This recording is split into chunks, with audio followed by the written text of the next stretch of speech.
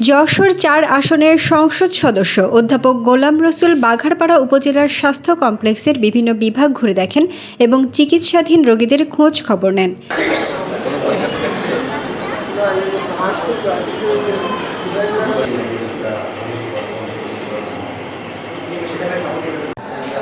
পরে হাসপাতাল ব্যবস্থাপনা কমিটির সমন্বয় সভার প্রধান অতিথির বক্তব্যে তিনি চিকিৎসা সেবার মান উন্নয়ন, এক্স-রে ও প্যাথোলজি ল্যাবের সংকট দূরীকরণ এবং স্বল্প খরচে সিজারিয়ান সেবা নিশ্চিত করার উপর বিশেষ জোর দেন।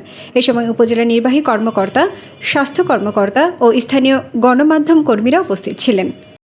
যদি কোনো খারাপ কাজ সে করে, দায়িত্বের অবহেলা করে, দায়িত্ব পালন করতে যে মানুষের কোনো ক্ষতি করে, তার জন্য কিন্তু পরপরের জীবনে তাকে আল্লাহর কাছে কিন্তু তাকে জবাবদিহি করতে হবে, সেরকম পরিমাণ সাজাও তাকে সেগুলো করতে হবে।